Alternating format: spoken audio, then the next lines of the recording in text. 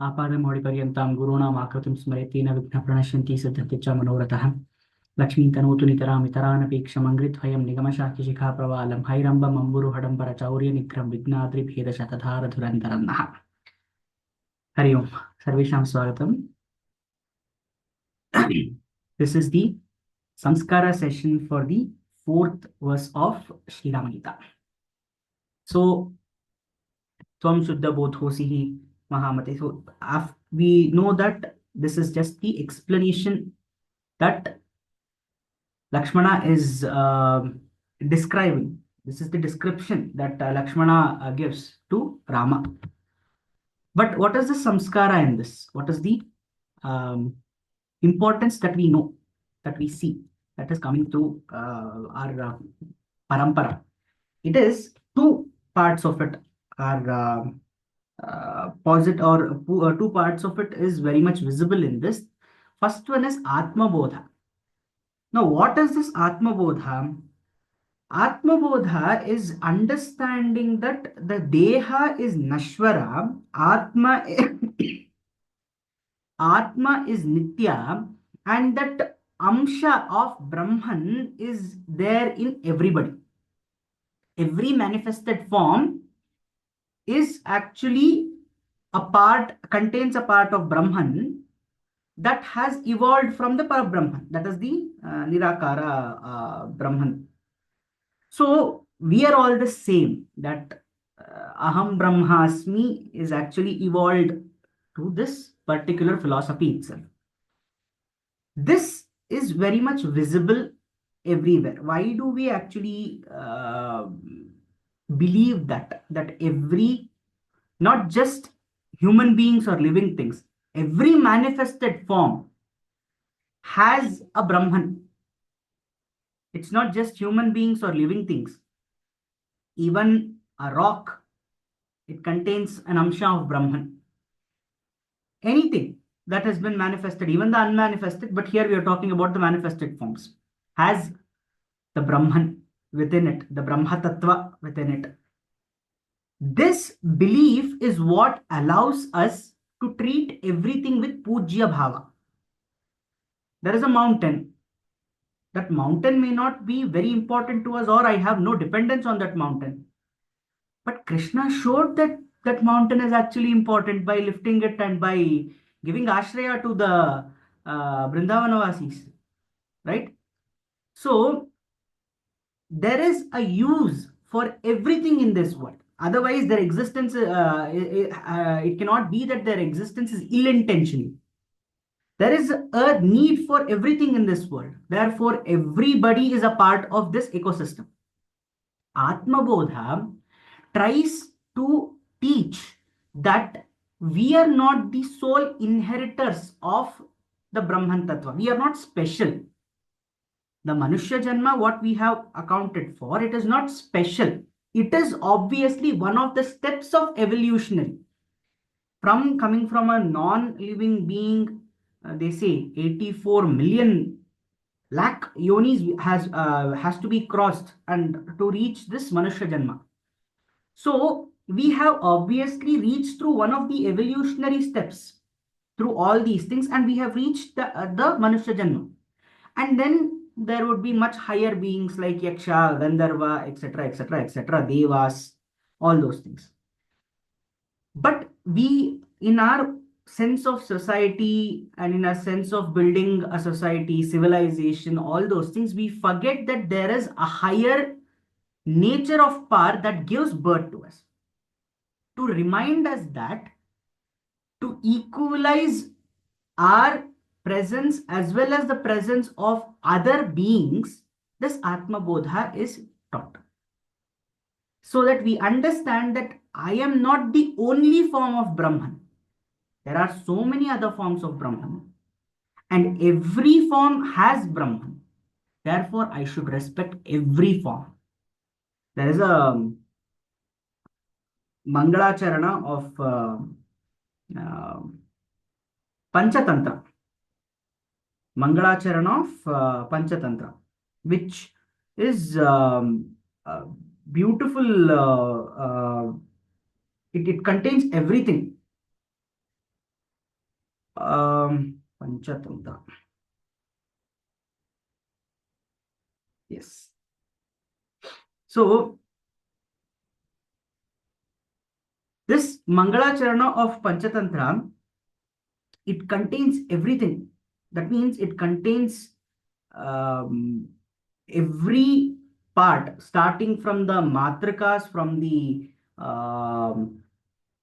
Vasus, the Tridevas, Brahma, Vishnu, Maheshwara, and it comes down till the tapas and the tapas devatas, that is Agni Deva, those people who helps us to complete our tapas or yajnas. So it reaches till that extent. So it just shows that we do not see Brahman only as ourselves.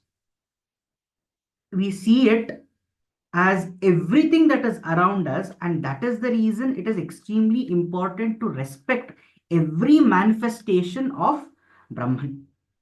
This is one important part. The second part is that of a guru.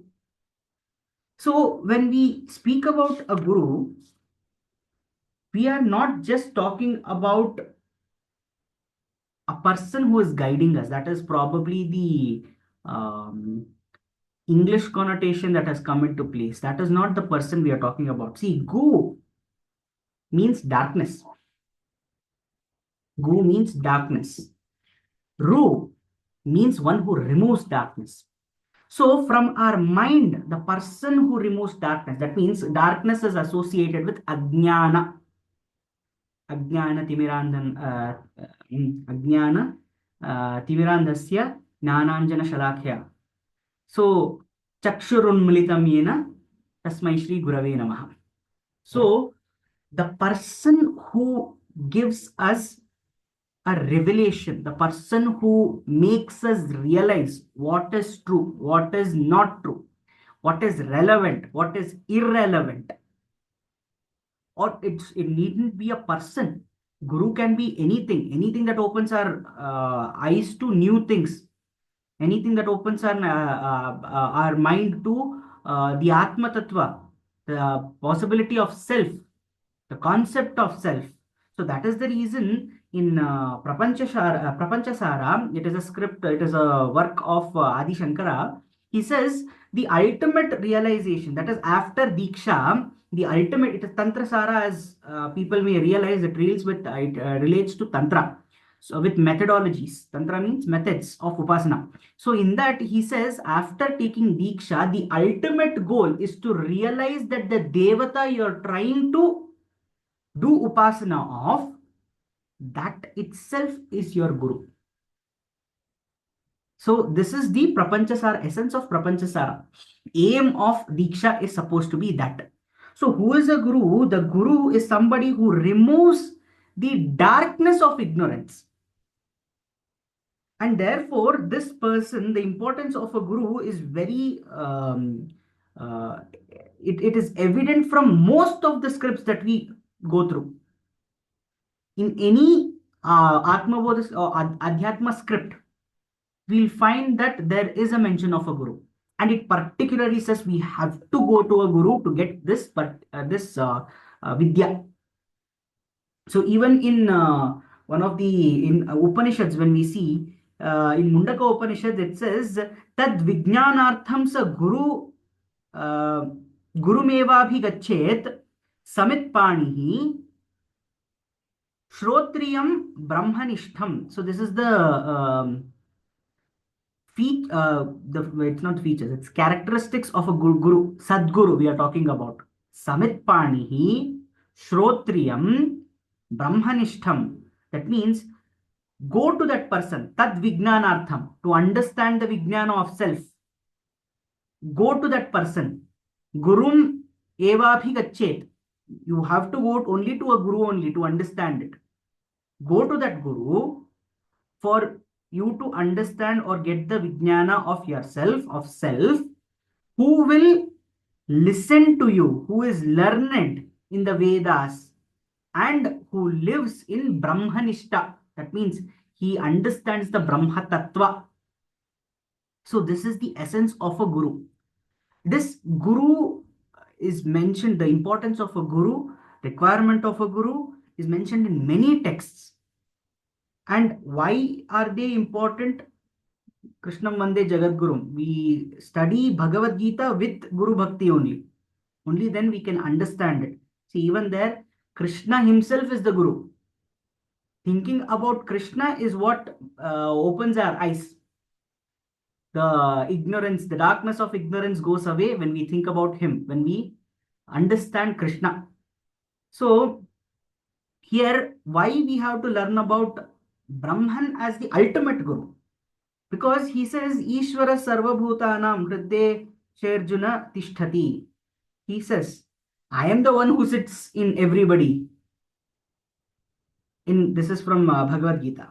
So the two concepts of samskara that has been given in the fourth verse is Atmabodha and then Guru,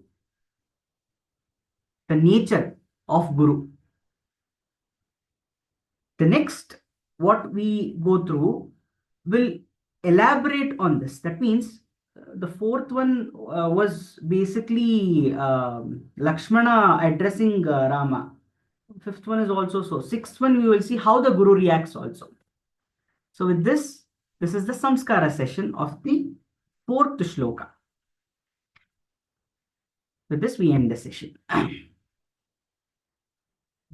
स्वस्ति प्रजाभ्यः प्रतिपालयन्तां न्यायेन मार्गेण महीमहीषा गोब्राह्मणेभ्यो शुभमस्तु नित्यं लोकाः समस्ताः सुखिनो भवन्तु कायेन वाचा मनसेन्द्रियैर्वा बुद्ध्यात्मना वा प्रकृते स्वभावात् करोमि यद्यत् सकलं परस्मै नारायणायेति समर्पयामि।